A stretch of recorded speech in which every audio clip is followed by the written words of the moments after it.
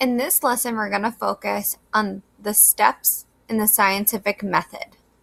There are 7 steps that scientists use in order to solve a science experiment.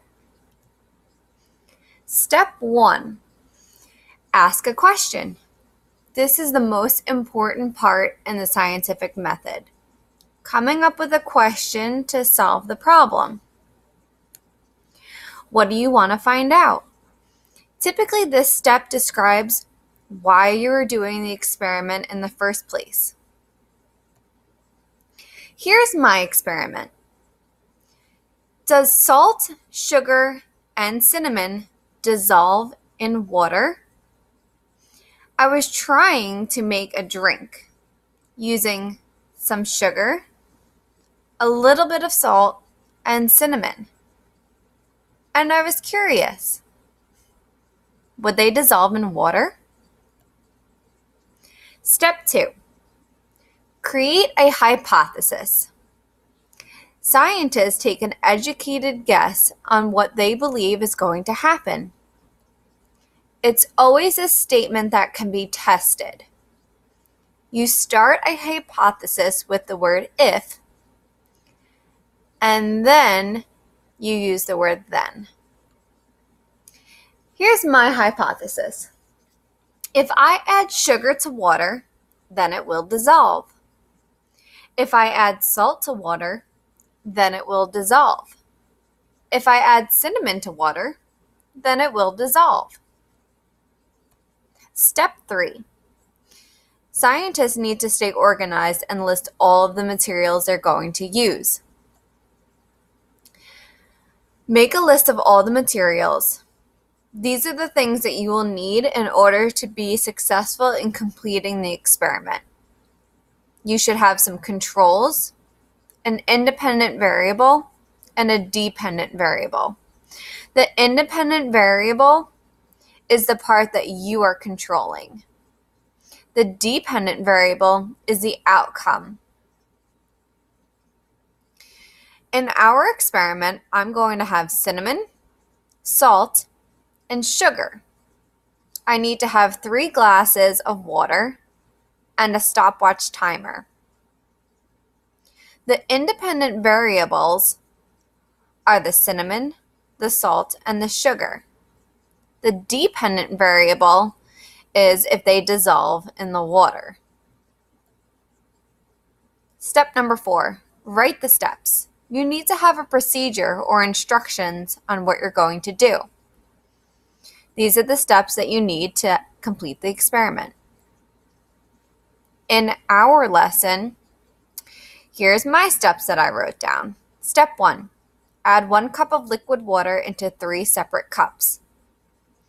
Step 2, add 1 tablespoon of salt in cup 1. Record timer to see how long it takes to dissolve. Step 3, add 1 tablespoon of sugar in cup 2. Record timer to see how long it takes to dissolve. Step 4, add 1 tablespoon of cinnamon in cup 3. Record timer to see how long it takes to dissolve. And step 5, record the results. Step number 5 in the scientific method is where we collect our data and discuss what actually happened. This is where we gather our evidence. After we complete all of the steps, we record to find out, did it dissolve? Did it not dissolve? Was there anything unusual about your results? This is where we get our answers.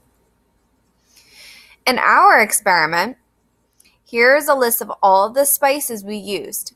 For salt, it took salt 2 minutes and 19 seconds to dissolve. Sugar, it took 1 minute and 6 seconds to dissolve. Cinnamon, you can see 5 minutes, and I put a star next to it. The star shows me that the timer was actually stopped after 5 minutes because there was no change in the cinnamon trying to dissolve into the water. It actually stayed as a big clump. Step 6, draw a conclusion. We're almost done with the scientific method. This is where you determine, was your hypothesis correct or was it incorrect? In our case, the sugar and the salt dissolved in the water, so my hypothesis was correct for that part, but the cinnamon did not dissolve in the water. So my hypothesis had to be refuted. Refuted means it was incorrect. My hypothesis did not support my results. Step 7, publish your findings. This is the last part to the scientific method, and it's the most important. Sharing your experiment and your data with the scientific community. You always want to make sure to have a valid experiment. It can be repeated over and over again and get the same results. The larger the sample size, the better the experiment. If you used more liquid and more salt or sugar, that would be a larger sample size. These are just a few things that you can do to check to see if your experiment was valid. Here's all the steps that you need to conduct the scientific method. I hope this lesson was helpful, and we will be using it in every single experiment that we do.